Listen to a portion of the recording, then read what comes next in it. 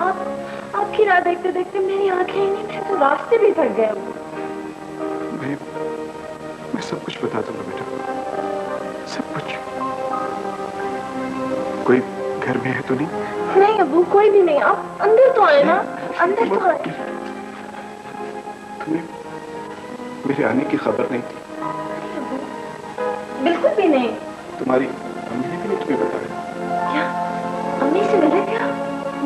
हाँ, मगर बहुत बेआबरू करके निकाला गया। अम्मी ने मुझसे आपकी आमद तक को छुपाए रखा। तुम भी छुपाए रखना, उन्हें कुछ मत बताना कि मैं तुमसे मिलने आया। अब वो आप अंदर तो आए। नहीं बेटा, अब मैं चलता हूँ, तुम्हारी अम्मी के आने का वक्त हो गया। नहीं अबू, फरार मसले का हल नहीं है। आप पहले भी फरार हुए थे और उसकी हमें भी और आपको भी तभी सजा भुगतनी पड़ी थी। मैं फरार नहीं हो रहा हूँ बेटा, मुझे मसलियातन जाना होगा।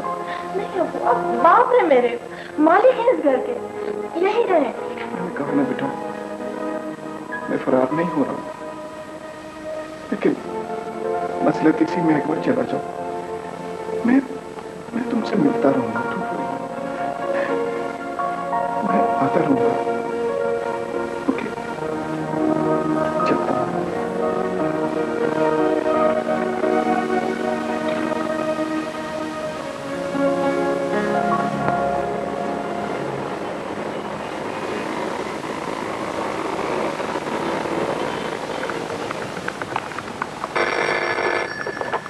हेलो जी, अच्छा होल्ड कीजिए, मैं देखता हूँ।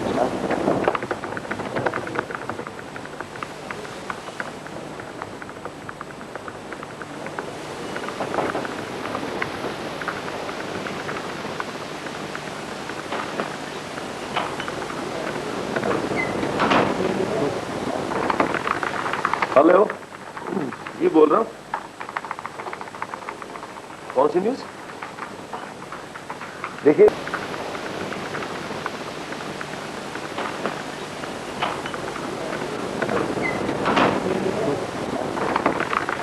हेलो जी, बोल रहा हूँ।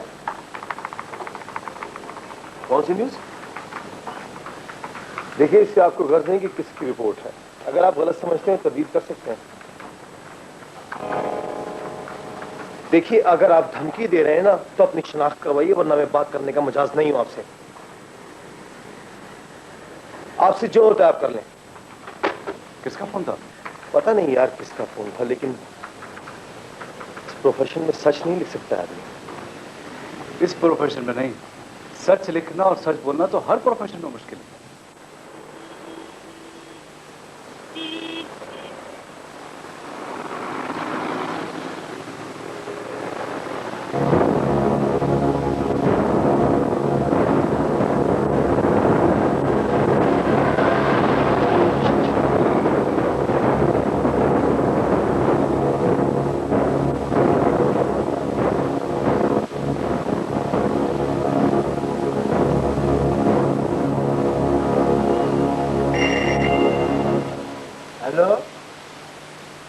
जी बोल रहा हूं वसीम साहब।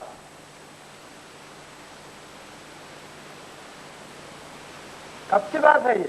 अभी अभी शाह जी, मैं दफ्तर से ड्यूटी ऑफ करके घर की तरफ आ रहा था, तो चौक से जैसे ही पार्किंग की तरफ आया तो उस गाड़ी ने स्टार्ट लिया। मैंने देखा था उस गाड़ी को, लेकिन मुझे अंदाजा नहीं था कि वो मेरी ताक में। नंबर तो मैं सही तौर पे नहीं देख सका अंधेरे में। मैं जानता हूं शाह जी, बगैर नंबर की गाड़ी ट्रेस नहीं हो सकती। बस यूं ही आपकी नोटिस में ले आया था। क्या करें शाह जी, या तो दबा के माल खाए लोगों से और झूठ लिखें, या फिर खतरों से खेलें। हमने खतरे वाला रास्ता चुन लिया। अब जो करना है किसी ने कर ले, हमारे कौन से छोटे।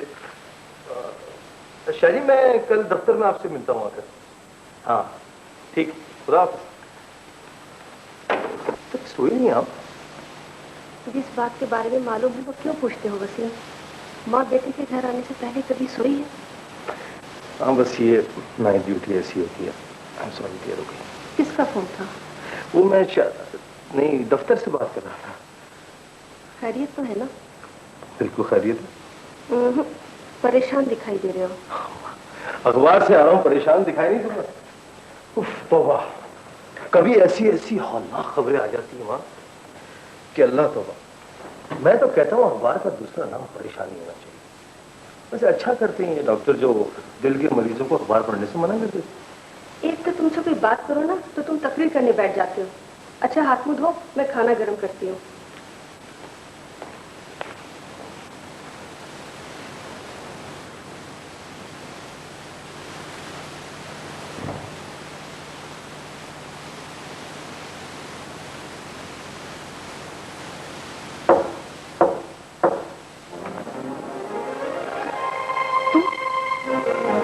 यहाँ कैसे आए?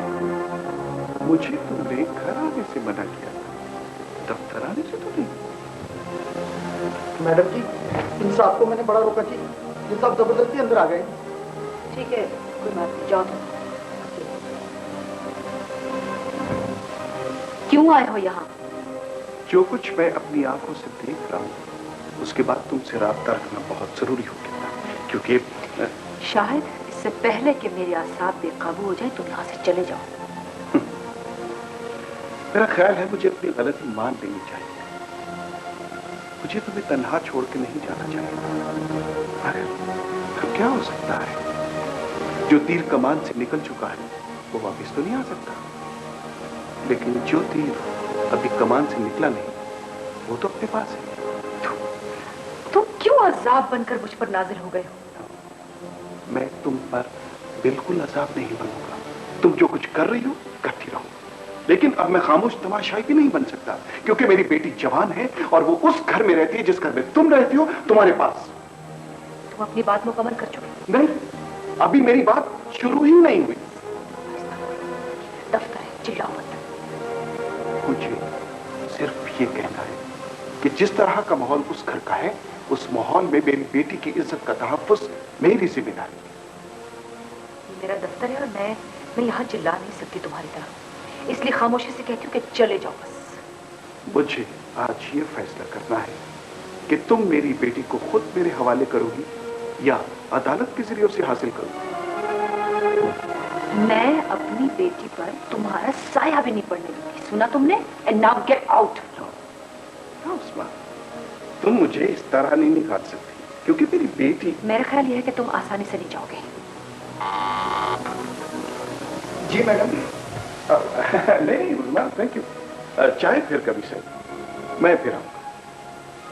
जल्द मुलाकात होगी।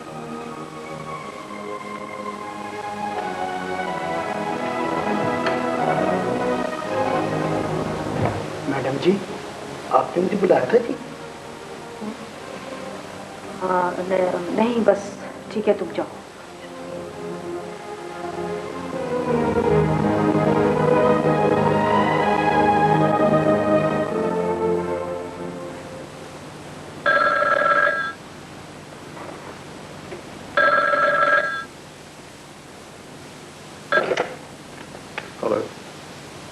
अरे तुमने यहाँ कैसे रिंग कर लिया? मैं तो इत्तेफाक से भाईजान के ऑफिस आ गया था। तुम जल्दी से बताओ प्रोग्राम क्या है। ठीक ठीक है, मैं 9 बजे पहुंच जाऊंगा।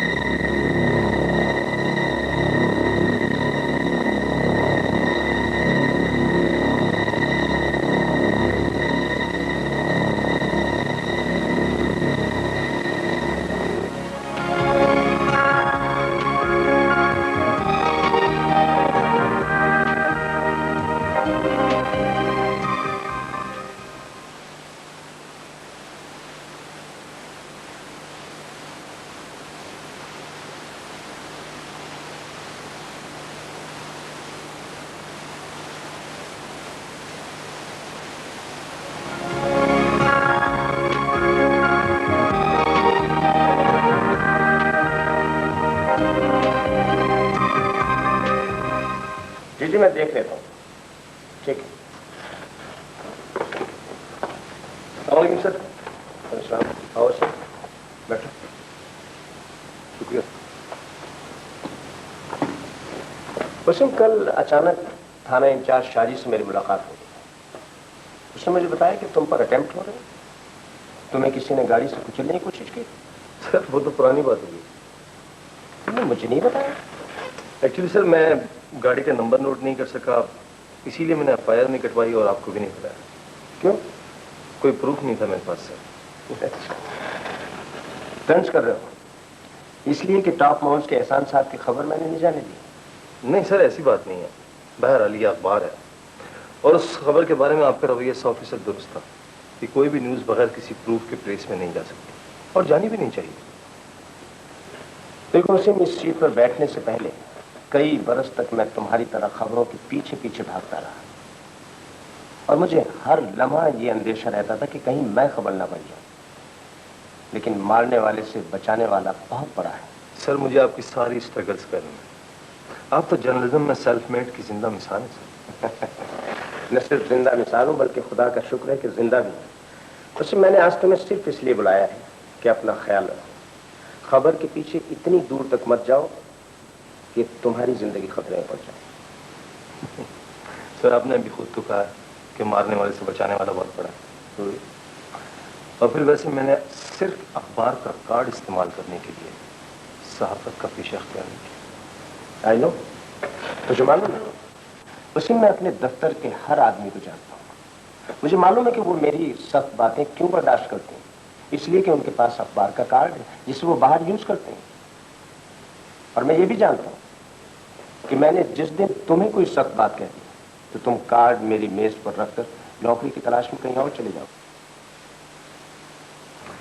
बहुत बहुत शुक्रिया कि आप मुझे इस हद तक जानते हो। माय डियर, मैं तो इतना जानता हूं कि तुम जैसे डिवोटेड जर्नलिस्ट रोज रोज पैदा नहीं होते। Thank you sir. उसे मुझे खबर से ज्यादा तुम्हारी जिंदगी अजीज है। ठीक है, thank you very much sir. Thank you. You welcome. और हाँ, टॉप माउंट्स की उस खबर का क्या बना भाई जिसके पीछे तुम लगे हुए थे? मैं उसी के पीछे हूँ सर। और जैसा कि आपने कहा था कि आपको डॉक्यूमेंट्री प्रूफ चाहिए, तो उस डॉक्यूमेंट्री प्रूफ के लिए मुझे उस कहानी का एक किरदार बनकर कहानी के दूसरे किरदारों से राब्ता करना होगा। Good shot. Thank you. Hello Zahid. Hello Aamir. Aamir ये वसीम है, ये भी अखबार में लिखते हैं। बहुत खुशी हुई आपसे मिलकर। मुझे भी। मुझ पर कुछ लिखना है? मेरी फील्ड स्पोर्ट्स नहीं है। आपको शौक है स्नूकर का? हाँ खेलिए मौज भी से। तो फिर हो जाएगी? नहीं आज नहीं, फिर कभी से। आमिर तुम्हें अगर और नहीं खेलना है तो फिर चलो एक कप चाय ना पी लें। श्योर, क्यों नहीं, आओ।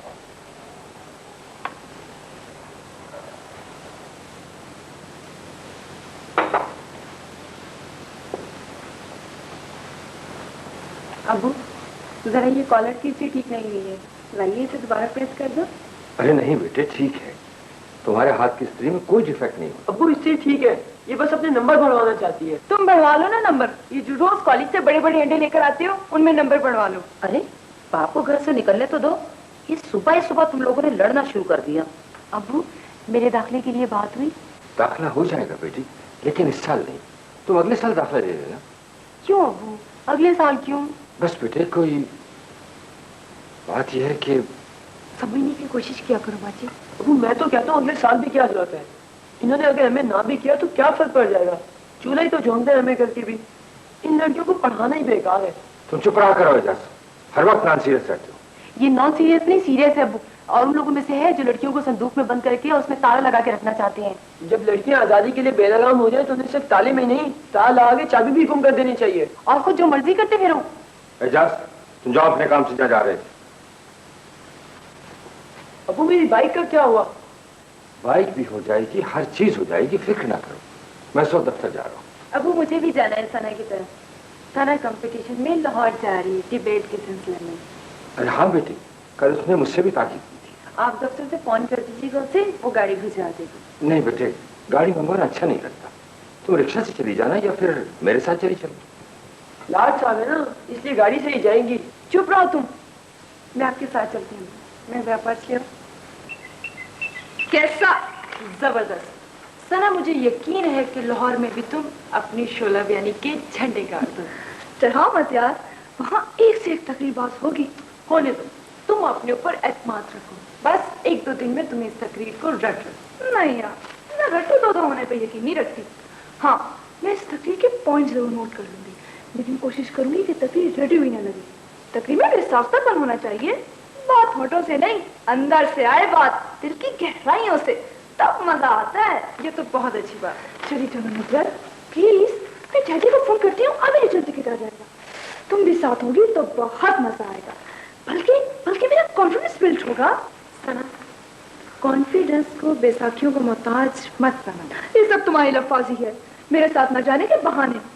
प्लीज चली चलो ना, प्लीज मुझे फोर्स न करो, मैं नहीं जा सकती। क्यों? बस मेरी कुछ मजबूरियां हैं। क्या? हाँ बेटा, इंसान की अना, उसकी इज्जत नफ्स, उसकी खुददारी, ये भी तो मजबूरियों की बेड़ियां हैं जिन्हें हर कोई नहीं तोड़ सकता। तुम नुसरत को मजबूर मत करो, इसे समझने की कोशिश करो Sana. Thank you aunty, thank you. आप भी इसी की साइड लेती हुई आई हैं।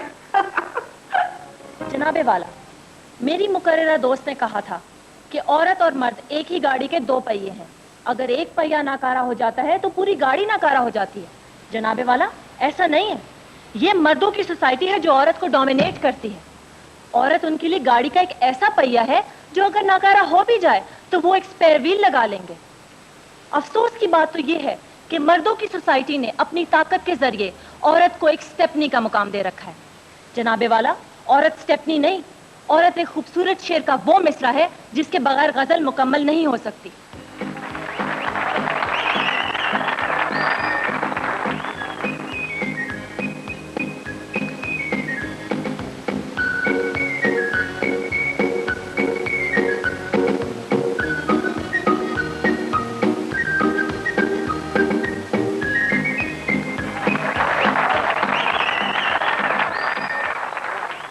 जनाबे वाला, ये जो कहा जाता है कि औरत और मर्द एक गाड़ी के 2 पहिए हैं, ये एक शेर के 2 मिसरे हैं, ये सब लफ्ज़ी और क्लीशियस है।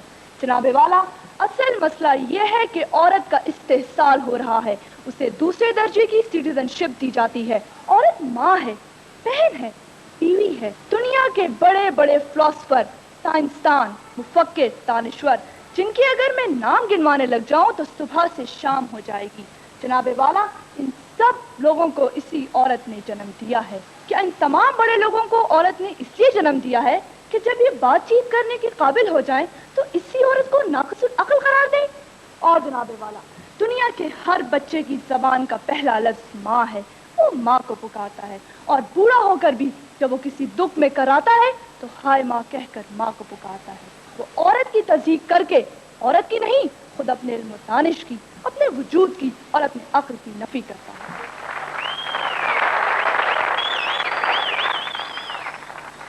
खातिनों हज़रात, जजों की राय और मुत्तफ़िका फैसले के मुताबिक आज के मुकाबले का पहला इनाम 800 का तमगा कराची से तशरीफ लाने वाली मिस सना एहसान को दिया जाता है। मिस सना एहसान।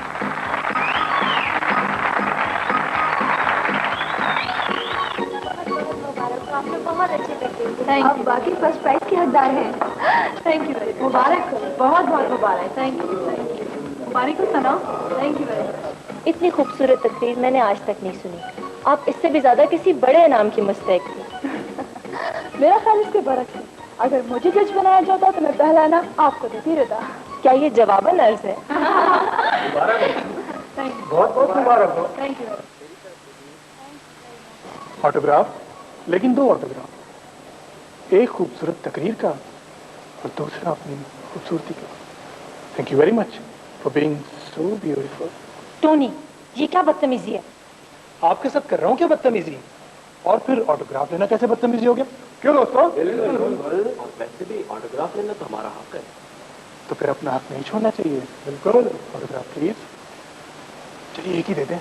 टोनी, मैं तुमसे कहती हूँ तुम तमीज के दायरे में रहो। और मैं आपसे कहता हूँ कि आप अलग रहें। Autograph please. You? No problem Rida, लाइए मैं ऑटोग्राफ। ये हुई ना बात।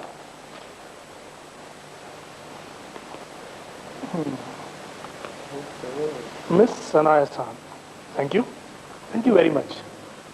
अब आप कैंटीन चलकर हमारे साथ एक कप चाय पिएंगे। Thank you very much. अरे चाय तो पीनी पड़ेगी। I am sorry.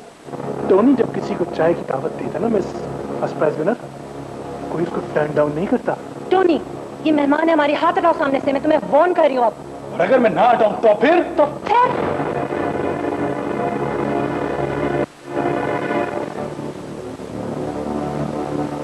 तुम्हें शायद अंदाजा नहीं कि तुमने किसके मुंह पर थप्पड़ मारा है। तुम्हें इस थप्पड़ की बहुत बड़ी कीमत अदा करनी पड़ेगी मिस। Whatever you are.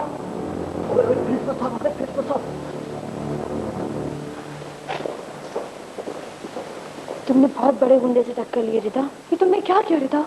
मैंने उसे सबक सिखाया कि मेहमानों के साथ बदतमीजी का क्या नतीजा होता है। आप सब लड़के अंदर आ रहे हैं मेरे ऑफिस में।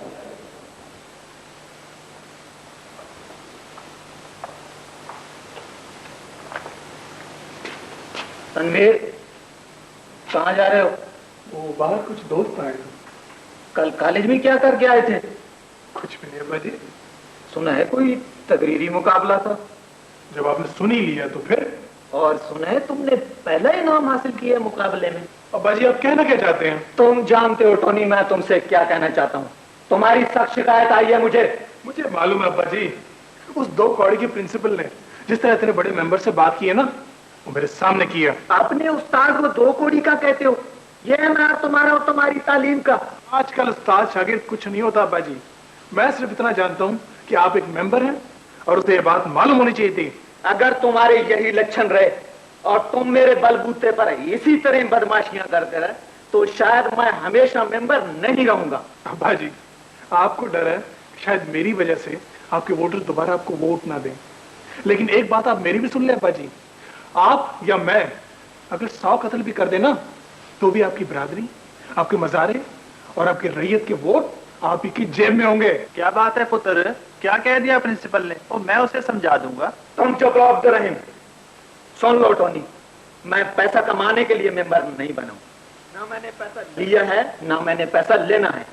पैसा खर्च किया है मैंने सिर्फ इसलिए इलेक्शन लड़ा था कि मैं रिकॉर्ड पर रखने के लिए यह बात साबित कर दूं कि चौधरी, मल्ला खान और वडेरा अच्छा भी हो सकता है। मैं अपने लोगों के लिए कुछ अच्छे काम करने के लिए आगे बढ़ा हूं। कोई नहीं मानेगा अब्बा जी, आपकी इस बात को कोई नहीं मानेगा। तो फिर तुम भी अपनी चौधराहट खत्म कर दो। ये लो, मैंने अपने लेटर पैड पे साइन कर दिया है। तुम इस पर मेरा इस्तीफा लिखकर सेक्रेटेरिएट भिजवा दो। लेकिन याद रखो, मैं तुम्हें अपने नाम पर बदमाशी नहीं करने दूंगा।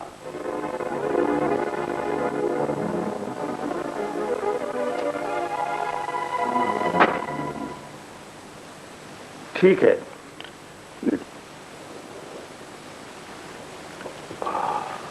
देखो भाई सिद्धार्थ, मैंने तुम्हारी तमाम रिपोर्टें देख ली हैं, ECG देख लिया है, ब्लड प्रेशर देख लिया है। समझे, मुझे इन तमाम चीज़ों में कोई सिग्नल नहीं मिला। बस टेंशन से बचो यार। एक टेंस सोसाइटी में रहकर आदमी अपने आप को टेंशन से किस तरह बचा सकता है? इसमें कोई शक नहीं। कि इसमें कोई शक नहीं है तो मैं खुद सोचूं कि मेरी एक अकेली औलाद है, मेरी बेटी, जो वो मेरी नहीं है। तो फिर मैं टेंस कैसे ले रहा हूँ? ये सब कुछ मैं किसके लिए कर रहा हूँ? देखो सज्जाद, इसमें तुम्हारी बेटी की जिद को भी दखल हो सकता है, शाहिद का रवैया भी हो सकता है। लेकिन मैं एक बात तुमसे सच सच कहना चाहता हूँ, इसमें सारा कसूर तुम्हारा है। तुमने खुद हालात को बिगाड़ा है। देखो, मुझे टॉर्चर मत करो। मैं बहुत टूट फूट गया हूँ, वरना मैं कंप्रोमाइज करने वालों में से नहीं। सज्जाद, जिंदगी गुजारने के लिए आदमी को कंप्रोमाइजेस करने पड़ते हैं। कोशिश करो भाई उस्मा से समझौता करने की। मैंने उससे बहुत माफी मांगी, मैंने बहुत बदला अपने आप को, मगर उसके यहाँ लचक नहीं है।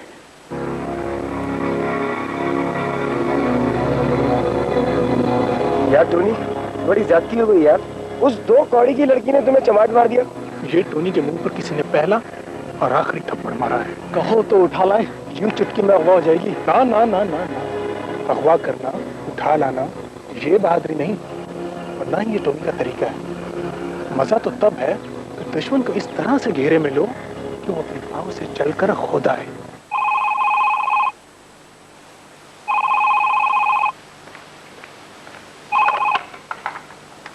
हेलो, बोल रही हूँ जी।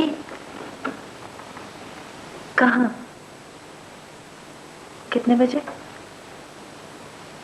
ठीक है, मैं 4 बजे पहुंच जाऊंगी। खुदा हाफिज।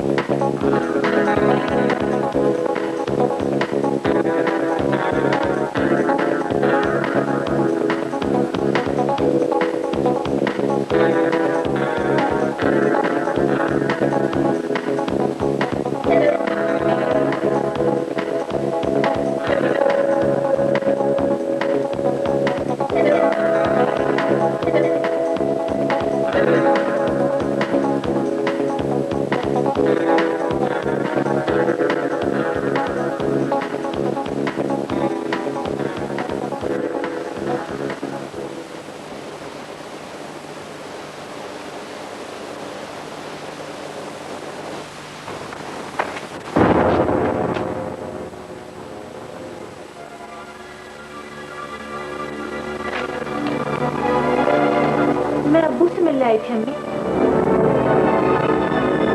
मैं अभी भी आई हूँ अम्मी।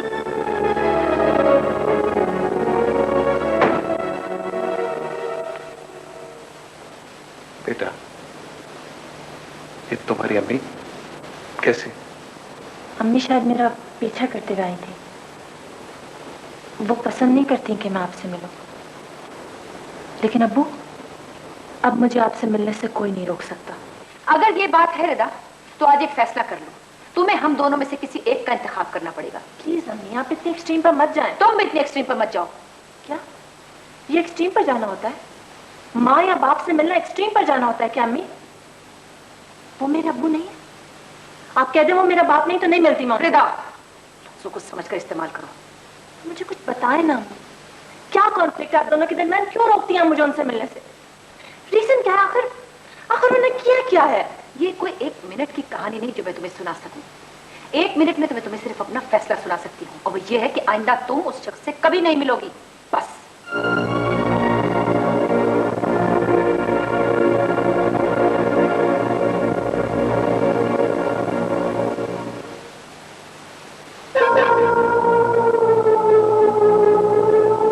देखो, ये एक मल्टी क्लास सोसाइटी है जिनके मल्टीपल मसाइल हैं और तुम लोग उनसे खेल सकते हो। शाहब, वो कौन से मसाइल हैं जो हमारे काम आ सकते हैं? सियासी मसला, माशी मसला। नसीर? लसानी मसाइल। दुरुस्त, लसानी मसाइल, माशी मसाइल, सियासी मसाइल, मजहबी गिरोहबंदियों के मसाइल, तहजीबी और सकाफती तारात, आपस में निफाक। इन मसाइल में हम चाहते हैं कि लोग घिरे रहें और हम एक लॉ एंड ऑर्डर की सिचुएशन पैदा करें। इससे क्या होगा? इससे क्या होगा कि तवज्जो बढ़ेगी, और तवज्जो बढ़ेगी तो क्या होगा? नसीर, इस तरह हमें अपने टारगेट को अचीव करने में आसानी है। ना ना ना ना ना ना ना, हमारा टारगेट इतनी आसानी से अचीव होने वाला नहीं है। हाँ, मगर उसे अचीव करने में हमें मदद जरूर मिलेगी। आप लोग अपने अपने प्राइस जानते हैं। आपने अपने फराइज जिम्मेदारी से अंजाम दिए तो ये लोग मुसलसल एक अफरा तफरी में गिरफ्तार रहेंगे और इस अफरा तफरी में इन लोगों को मुब्तला रखना आप लोगों की जिम्मेदारी है। अब मैं आप सबको हमारी एक नई मेंबर से मिलवाना चाहता हूं, मिस आशी। पहले भी हमें बहुत सी अचीवमेंट्स में इनकी मदद दरकार रही है। बाकी तारुफ ये अपना खुद करवाएंगे। जेंटलमैन, मिस आशी।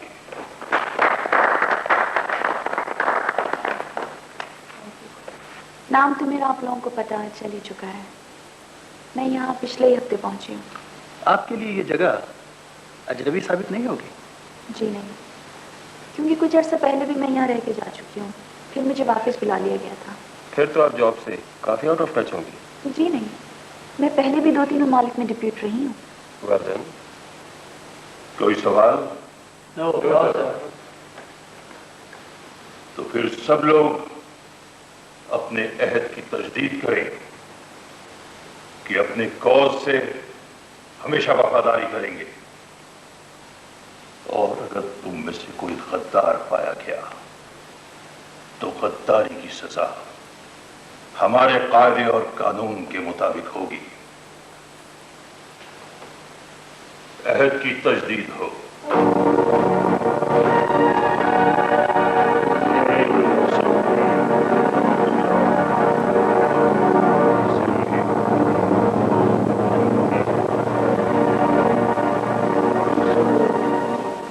जी, क्या मसला हो गया?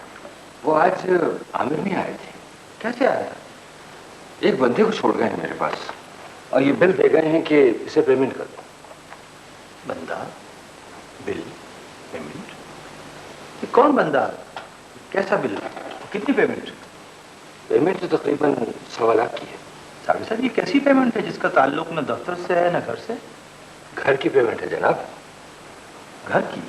जी हाँ, ये उन्होंने स्नूकर की टेबल बनवाई है। साबिर साहब, ये इतनी बड़ी रकम की टेबल बगैर एडवांस के कैसे बन गई? कैसी बातें करते हैं आप? टॉप माउंट्स की तरफ से अगर कोई ऑर्डर किसी को जाएगा तो क्या वो एडवांस मांगेगा? और फिर गैलेक्सी तो खुद एक रेप्यूटेड फर्म।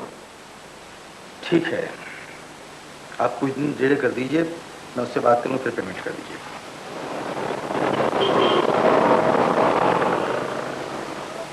मैडम जी, आपको वकार साहब याद फरमा रही थी।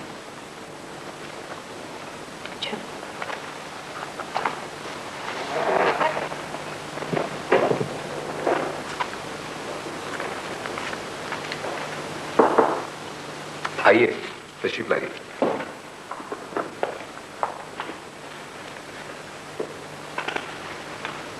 चाय का बहुत मूड हो रहा था। बहुत दिन हो गए आपके साथ चाय पिए हुए। सर, अगर आप मुझे माफ कीजिएगा, अगर आप मुझे सर कह के ना पुकारें तो बड़ी नवाजिश होगी। क्यों सर? इसलिए कि मेरा एक नाम भी है, और नाम इसलिए होता है कि आदमी को उसके नाम से पुकारा जाए। अगर आप मुझे मेरे नाम से पुकारें तो बड़ी नवाजिश होगी। वकार साहब, मैं ये कह रही थी कि जहाँ तक काम करने का ताल्लुक है तो मैं जापानी कौम की तरह वर्कहॉलिक हो गई हूँ। मुझे काम करने में बहुत सुकून मिलता है। देर देर तक भी बैठी रहूँ तो आई डोंट माइंड दैट। घड़ी की सुई देखकर काम बंद नहीं करती मैं। ये कोई कहने की बात है? वो सब जानते हैं। आप काम के लिए मुझे 100 दफा बुलाएं, मैं आ जाऊंगी, लेकिन प्लीज आप चाय के लिए जहमत ना किया करें। क्या कोई कोताही हो गई मुझसे? नहीं नहीं, ऐसी तो कोई बात नहीं है। वैसे तो you been very kind to me, लेकिन दफ्तर में तरह तरह के लोग हैं, हर तरह की बातें होती हैं, और फिर मेरे डोमेस्टिक प्रॉब्लम्स का भी आपको पता है। आजकल तो हालात वैसे ही बहुत कॉम्प्लिकेटेड हो रहे हैं। तो क्या आप शाहिद के साथ? नहीं नहीं, सवाल ही नहीं पैदा होता। तो क्या फिर? वो तो मैं क्या कह सकती हूँ कि फिर क्या होना और क्या नहीं, लेकिन मैं क्राइसिस की पैदावार हूँ। शुरू से अब तक मैंने बहुत से क्राइसिस देखे हैं, ये भी देख लूंगी। Anything I can do for you? No thanks.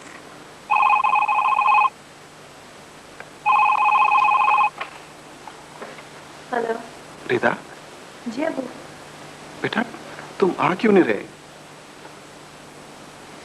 क्या तुमने भी माँ के कहने पे अमल शुरू कर दिया? सॉरी।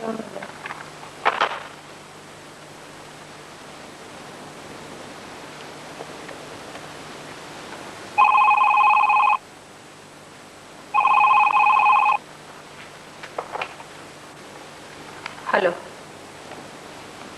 Hello hello.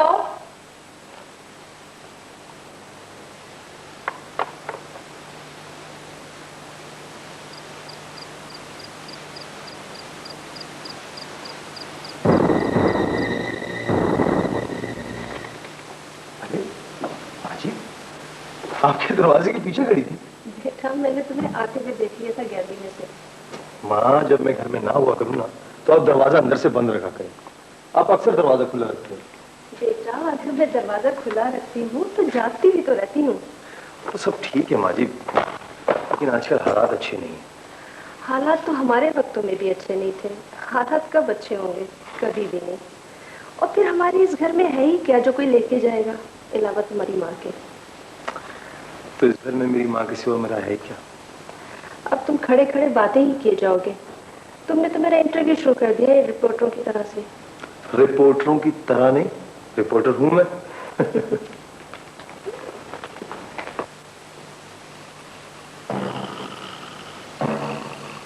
ये पैसे जो है ना, ये छोटे मोटे लोग खर्चते हैं। ना ना, जब तक हाथों पे नोटों की थदी ना होए ना, स्वाद ही नहीं आता शॉपिंगों का। अच्छा हाँ, देख लूंगा मैं सबको। राष्ट्रीय अफसरों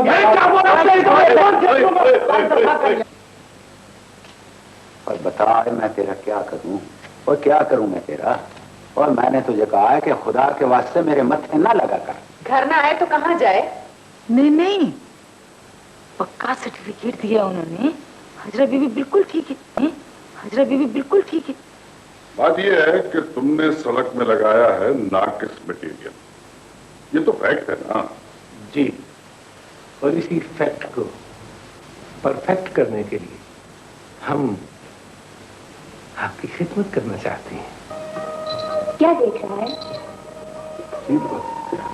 कुछ नहीं जी, वो चंदी बेगम चिराग जला दीजिए। अरे तू जितने चिराग जलाता है, रोशनी तो फिर भी नहीं होती।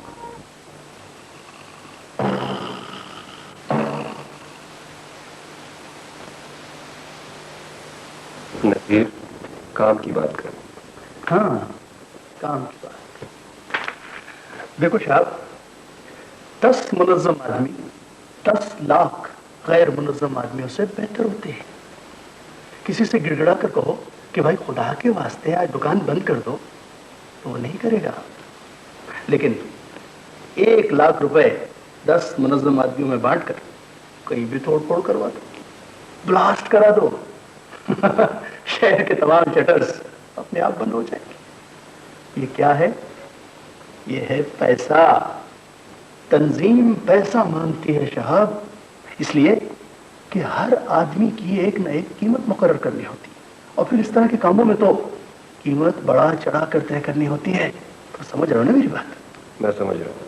और अगर तुम ये समझ रहे हो कि ये रकम नसीर एंड कंपनी फराहम करेगी, तो ये तुम्हारी भूल है, क्योंकि तुम अच्छी तरह जानते हो कि ये एक कवर है। I know that. बात को आगे बढ़ाओ। उस रोज तुमने जो डॉक्यूमेंट्स लिए थे वो कोई इतने खास नहीं निकले। हाँ, मुझे बताया था बॉस ने। देखो नसीर, हर शख्स की एक कैपेसिटी होती है।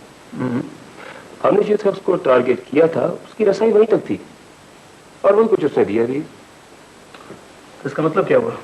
इसका मतलब ये हुआ नसीर कि हमें उस शख्स से ज्यादा रसाई वाले को टारगेट करना पड़ेगा। Hello everybody. हेलो। क्या हो रहा है? कुछ देर नहीं हो गई मिसाजी? बहुत ट्रैफिक था बाहर। अच्छा ये बताइए, कहाँ कहाँ की सैर की, क्या क्या देखा, कहाँ कहाँ घूमी? सही कह रहे हैं आप।